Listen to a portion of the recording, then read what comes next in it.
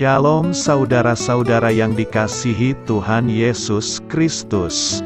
Selamat pagi, selamat berjumpa dalam renungan pada pagi hari ini. Selamat beraktivitas dan selamat melayani Tuhan. Kita bersyukur karena kemurahan Tuhan. Hari ini kita boleh bangun dengan kekuatan baru. Semua karena anugerah Tuhan. Saat ini sebelum kita mendengarkan renungan firman Tuhan, marilah sama-sama kita berdoa. Bapa kami yang di sorga, Bapa dalam nama Tuhan Yesus Kristus, Tuhan dan Allah kami yang baik, kami bersyukur untuk berkat kemurahan-Mu, di sepanjang malam Tuhan sudah lindungi kami, dan pagi ini kami boleh ada sebagaimana kami adanya. Semua karena berkat kemurahan Tuhan. Saat ini kami mau mendengarkan sabda firman-Mu. Jamah hati kami Tuhan, berikan pengertian yang baru, untuk kami memahami firman-Mu dan taat melakukan kehendak-Mu. Dalam nama Tuhan Yesus, kami berdoa. Haleluya, amin. Saudara yang terkasih, ayat pembacaan Alkitab kita hari ini terambil dari Galatia 5 ayat yang ke-19 sampai 24. Galatia 5 ayat 19 sampai 24. Perbuatan daging telah nyata, yaitu percabulan, kecemaran, hawa nafsu, penyembahan berhala, sihir, perseteruan, perselisihan, iri hati, amarah, kepentingan diri sendiri, percideraan, roh pemecah, kedengkian, kemabukan, pesta pora dan sebagainya. Terhadap semuanya itu kuperingatkan kamu, seperti yang telah kubuat dahulu, bahwa barang siapa melakukan hal-hal yang demikian, ia tidak akan mendapat bagian dalam kerajaan Allah. Tetapi buah roh ialah kasih, sukacita, damai sejahtera, kesabaran, kemurahan, kebaikan, kesetiaan, kelemah lembutan, penguasaan diri. Tidak ada hukum yang menentang hal-hal itu. Barang siapa menjadi milik Kristus Yesus, ia telah menyalibkan daging, dengan segala hawa nafsu dan keinginannya. Sahabat suara kasih, ayat emas renungan kita hari ini adalah Galatia 5 ayat 24, barang siapa menjadi milik Kristus Yesus, ia telah menyalibkan daging, dengan segala hawa nafsu dan keinginannya. Judul renungan kita hari ini adalah Membersihkan Pikiran Kita, ditulis oleh Ken Barnes.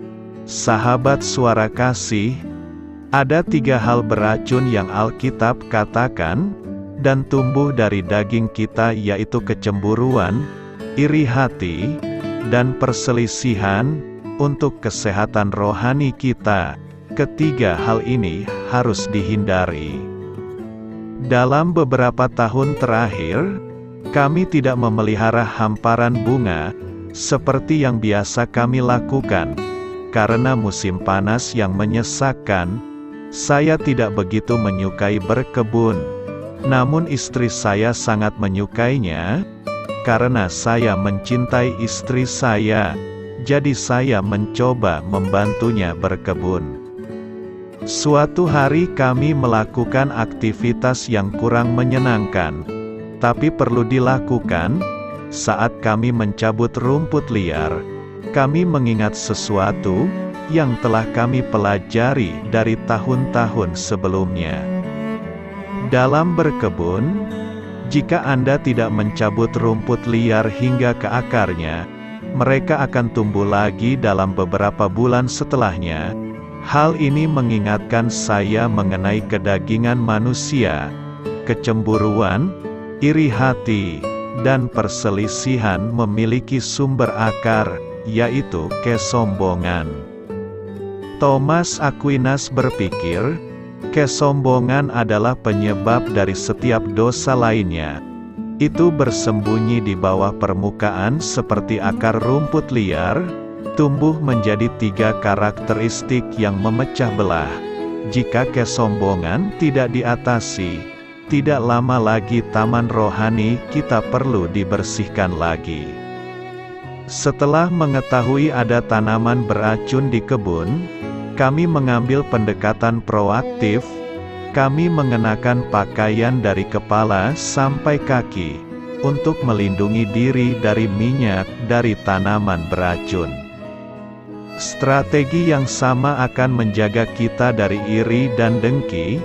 Perhatikan pemikiran atau kata-kata yang membandingkan Anda dengan apa yang dimiliki atau dapat dilakukan oleh orang lain. C.S. Lewis pernah berkata, kebanggaan tidak didapatkan dari memiliki sesuatu, hanya karena Anda memiliki sesuatu yang lebih dari orang lain. Itu adalah perbandingan yang membuat Anda merasa bangga. Perbandingan adalah pupuk yang membuat emosi kita menjamur menjadi iri dan dengki. Saya juga memperhatikan bahwa tanaman beracun pada dasarnya adalah tanaman merambat yang tumbuh di dekat tanah. Mereka sering tertutup dari pandangan karena daun dan bunga. Demikian halnya dengan iri dan dengki, mereka disembunyikan oleh hal-hal yang menyenangkan seperti sanjungan. Kita tidak menyadari maksud dari kata-kata atau sugesti, karena dibungkus dengan hal-hal yang membuat kita merasa nyaman dengan diri kita sendiri. Mereka menarik bagi kebanggaan kita, akar dari semua masalah kita. Minyak dari tanaman beracun tidak selalu langsung muncul sebagai ruam. Ini bisa memakan waktu 1 atau 2 minggu untuk iritasi kulit ke permukaan. Sama halnya dengan iri dan dengki, manifestasi lahiriah yang dapat memperingatkan kita seringkali tertunda. Jika pikiran yang memprovokasi karakteristik jahat ini tidak ditantang pada saat muncul ke permukaan, mereka dapat tertanam dalam emosi dan pemikiran kita. Sahabat Suara Kasih, akhirnya setelah hari yang panjang, kami melepas pakaian kami dan meletakkannya di tempat cuci. Kemudian langsung ke kamar mandi. Seperti kata pepatah lama, 1 ons pencegahan bernilai 1 pon pengobatan. Marilah kita renungkan, seperti yang dikatakan Alkitab, kita menawan setiap pikiran untuk membuatnya taat kepada Kristus. Jika kita tidak menawan pikiran kita, mereka akan menangkap kita. Jadi jika kita melihat kecemburuan, iri hati, dan perselisihan, ketiga iblis ini biarkan saja. Biarlah kita tetap berpegang pada firman Tuhan, yang menjadi kekuatan dan obat bagi sikap negatif kita. Amin. Tuhan Yesus memberkati. Sahabat Suara Kasih, demikianlah renungan firman Tuhan pada pagi hari ini. Semoga menjadi berkat bagi hidup kita, dan sebelum kita memulai segala aktivitas kita di pagi hari ini, marilah kita berdoa. Bapa kami yang di sorga, Bapa di dalam nama Tuhan Yesus Kristus, terima kasih Bapa, karena Engkau sudah menjadi Allah bagi kami. Kami juga bersyukur Bapa, untuk pertolongan-Mu, penyertaan-Mu, dan atas berkat-Mu di dalam kehidupan kami. Kami berbahagia dan bersyukur Bapa, untuk kebaikan-Mu di pagi hari ini. Tak berkesudahan kasih setia-Mu, tak habis-habisnya rahmat-Mu. selalu baru setiap pagi. Besar kesetiaan-Mu di dalam hidup kami. Terima kasih untuk firman-Mu. Pada pagi hari ini ya Bapa, kami mau belajar dan terus belajar tentang firman-Mu. Firman-Mu yang menguatkan dan meneguhkan iman percaya kami. Firman-Mu yang mengubahkan kehidupan kami. Kami mau berjalan bersama dengan Engkau di sepanjang kehidupan kami Bapa, agar kami tidak tersesat di dalam dunia ini. Terima kasih Bapa, buat kesempatan dan nafas kehidupan yang masih Engkau berikan. Kami mau memakai kehidupan kami untuk hormat dan kemuliaan nama-Mu. Segala pergumulan dan masalah hidup kami serahkan di dalam tangan-Mu. Engkau yang akan menyelesaikannya bagi hidup kami. Kami hanya berharap kepada-Mu, Bapa. Hamba berdoa untuk saudara-saudara kami yang sudah mendengarkan renungan firman-Mu pada pagi hari ini, yang saat ini sedang mengalami sakit penyakit, pergumulan, masalah, kebutuhan ekonomi. Kiranya Engkau yang jamah, sembuhkan dan pulihkan.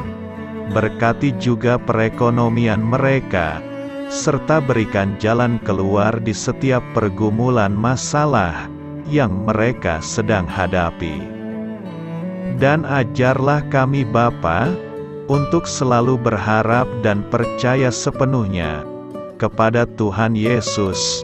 Kiranya Engkau yang terus memberkati kehidupan kami, keluarga kami, dan sanak saudara kami. Daerah tempat tinggal kami, bangsa dan negara kami, pemerintah-pemerintah kami, biarlah semuanya dalam perlindungan-Mu Bapa, dan jadilah sesuai dengan kehendak-Mu yang terbaik di dalam kehidupan kami. Dan pada pagi hari ini ya Bapa, kami mau berterima kasih buat perlindungan-Mu di sepanjang malam yang telah kami lewati. Pagi hari ini, kami akan memulai aktivitas kami sebagaimana mestinya. Kami yakin dan percaya, perlindungan-Mu tetap ada di dalam hidup kami, dan juga di sepanjang hari yang akan kami lewati ini. Terima kasih Bapa, inilah yang menjadi doa dan permohonan kami. Dalam nama Tuhan Yesus Kristus, kami berdoa, amin.